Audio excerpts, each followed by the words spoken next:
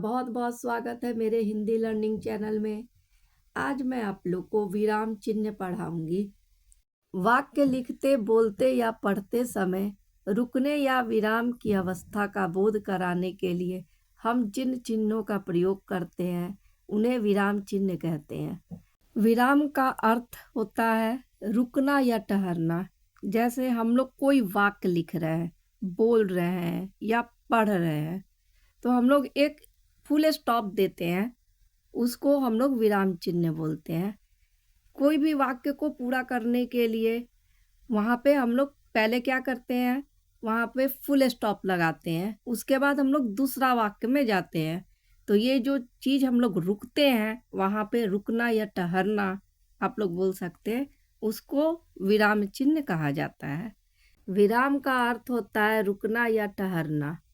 अपने कथनों अथवा भावों की पूर्ण अभिव्यक्ति के लिए वाक्य के मध्य में हम कहीं कहीं कुछ समय के लिए रुकते हैं। हिंदी व्याकरण में रुकने की इसी स्थिति के लिए विराम चिन्हों का प्रयोग किया जाता है। कभी कभी हम लोग क्या करते हैं, कोई भी बात या कोई भाव कुछ हम लोग लिख रहे हैं या बोल रहे हैं, तो वाक्य का मध्य में क्या होता है, बीच में हम लोग कहीं कहीं कुछ समय के लिए रुकते हैं। वो चीज़ रुकने की स्थिति को हम लोग क्या बोलते हैं, विराम चिन्ह बोलते हैं। और विराम का संकेत करने के लिए लिखित अंश पर जो चिन्ह लगाए जाते हैं उन्हें विराम चिन्ह कहते हैं। जैसे हम लोग कोई वाक्य लिख रहे हैं, वहाँ पे कुछ हम लोग क्या करते हैं, चिन्ह लगाते हैं। जिस तरह आप फुल स्टॉप लिए, वाक्य पूर्ण किए, वहाँ पे आप लोग फुल स्टॉप किए। अल्प विराम, कुछ कॉमा लगाना, तो हम लोग वहाँ पे जो अंश, लिखित अंश पे चिन्ह लगाते हैं उसको हम लोग विराम चिन्ह कहते हैं। कई बार विराम चिन्ह के प्रयोग से वाक्यों का अर्थ बदल जाता है।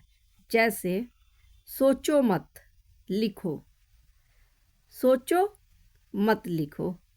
पहले वाक्य का अर्थ, यदि कोई लिख रहा है उसे रोकना नहीं है, जबकि दूसरे वाक्य का अर्थ है लिखने वालों को रोक दो और सोचने के लिए कहो। इससे क्या हुआ, हम लोग का वाक्य का अर्थ बदल गया। अब मैं आप लोगों को हिंदी के विराम चिन्ह बताऊंगी कि इसको हम लोग कहाँ कहाँ प्रयोग ला सकते हैं। विराम चिन्हों के नाम, चिन्ह और उसके अंग्रेजी पर्याय क्या क्या बोलते हैं।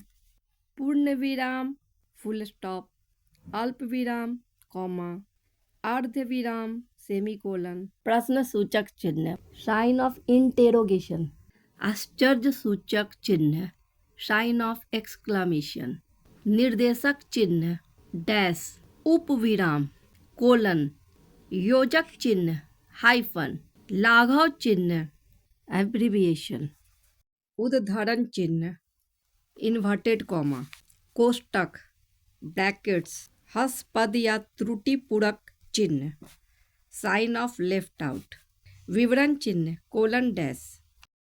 अब मैं आप लोगों को विराम चिन्हों के प्रयोग बताऊंगी। पहला है पूर्ण विराम। वाक्य की समाप्ति पर पूर्ण विराम चिन्ह का प्रयोग किया जाता है, अर्थात जहाँ वाक्य पूर्ण होता है वहाँ पूर्ण विराम चिन्ह का प्रयोग करते हैं। जैसे बाहर वर्षा हो रही है, यहाँ पे वाक्य पूरा हो गया है, पूर्ण विराम चिन्ह मने पूरा होना। बच्चे स्कूल गए, यहाँ पे भी वाक्य पूरा हो गया है। वह रामायण पढ़ रहा है, विराट कोहली ने शतक पूरा किया। यहाँ पे सभी में आप लोग देखिए, हम लोग वाक्य पूरा होने पर पूर्ण विराम चिन्ह का प्रयोग किया जाता है। अल्प विराम, पढ़ते या बोलते समय बहुत थोड़े समय रुकने के लिए अल्प विराम चिन्ह का प्रयोग किया जाता है। जैसे जब एक ही तरह के शब्द इकट्ठे आ जाए, जैसे भारत भूमि, रामकृष्ण, महावीर, महात्मा बुद्ध, दयानंद सरस्वती, सरदार पटेल जैसे महापुरुषों की है। ख, जब एक ही तरह के वाक्यांश साथ आ जाए, जैसे वह पवित्र स्थल जो आप देख रहे हैं बापू की समाधि है। यहाँ पे आप देखिए वाक्यांश, यह पवित्र स्थल जो आप देख रहे हैं बापू की समाधि है, एक ही तरह के लग रहे हैं। दो वाक्यों के बीच में समुच्चय बोधक शब्दों से पहले जैसे रीति पुस्तक पढ़ रही है पर प्रीति सो रही है। वाक्य के बीच में देखिए ये गैप है थोड़े समय के लिए। रीति पुस्तक पढ़ रही है पर प्रीति सो रही है। संबोधन के बाद भी अल्प विराम का प्रयोग होता है। जैसे हम लोग सरोज जरा इधर तो आना, सरोज नाम है, सरोज को हम लोग संबोधन किए, सरोज जरा इधर आना, थोड़ा सा हम लोग रुके बोलने के लिए। तीसरा है अर्ध विराम, जहाँ अल्प विराम की अपेक्षा कुछ ज़्यादा देर तक रुकना हो वहाँ इस अर्ध विराम चिन्ह का प्रयोग करते हैं। जैसे अतिथि आ गए, वे शीघ्र ही चले जाएंगे। प्रश्नवाचक चिन्ह, जहाँ कोई प्रश्न पूछा जाए वहाँ प्रश्नवाचक चिन्ह का प्रयोग होता है। जैसे विष्णुगुप्त कौन था, प्रश्नवाचक चिन्ह। चाणक्य ने कौन सा ग्रंथ लिखा, प्रश्नवाचक चिन्ह। पांचवा है आश्चर्य सूचक चिन्ह, विस्मय, हर्ष, शोक, घृणा, आश्चर्य आदि भावों को प्रकट करने वाले शब्दों या वाक्यों के आगे विस्मयादिक बोधक चिन्ह लगाया जाता है। जैसे टीम की हार का बड़ा अफसोस है, वाह तुमने बेहतरीन चौका लगाया। निर्देशक चिन्ह, किसी कथन से पहले तथा उदाहरण देने में निर्देशक चिन्ह का प्रयोग होता है। जैसे मदारी ने कहा, अब भालू का नाच दिखाऊंगा। अध्यापक, बच्चों मेरी बात ध्यान से सुनो, नीचे लिखे प्रश्नों को हल करो। इसमें हम लोग निर्देश देते हैं। उपविराम, जहाँ किसी बात को अलग करके दिखाना हो वहाँ उपविराम चिन्ह प्रयोग में लाया जाता है। जैसे काल के 3 भेद होते हैं, प्रदूषण एक अभिशाप। योजक चिन्ह, समस्त किए हुए शब्दों में जिन चिन्ह का प्रयोग किया जाता है वह योजक चिन्ह कहलाता है। जैसे माता पिता, दाल चावल, सुख दुख, पाप पुण्य। लाघव चिन्ह, किसी बड़े शब्द को संक्षेप में लिखने के लिए शब्द का प्रथम अक्षर लिखकर उसके आगे शून्य लगा देते हैं। जैसे प्रोफेसर, प्रोफेसर के आगे हम लोग छोटे रूप में इसको क्या लिखे, प्रो के आगे शून्य लगाएं। क्रम संख्या के आगे क्र स, उसके आगे हम लोग शून्य लगाएं। मास्टर ऑफ आर्ट्स के आगे MA, दोनों के आगे हम लोग शून्य लगाएं। टेलीविजन के आगे हम लोग क्या किए, T और V, दोनों के आगे शून्य लगाएं। उदाहरण चिन्ह, किसी व्यक्ति अथवा महापुरुष के कथन को ज्यों का त्यों प्रस्तुत करने के लिए कथन के पूर्व व अंत में इसका प्रयोग किया जाता है। लेखक, कवि आदि के उपनाम में भी उदाहरण चिन्ह लगाया जाता है। जैसे नेताजी सुभाष चंद्र बोस ने दिल्ली चलो का नारा दिया। यहाँ पे देखिए नेताजी सुभाष चंद्र बोस, दिल्ली चलो ये चेंज नहीं होगा, ये वैसे ही रहेगा।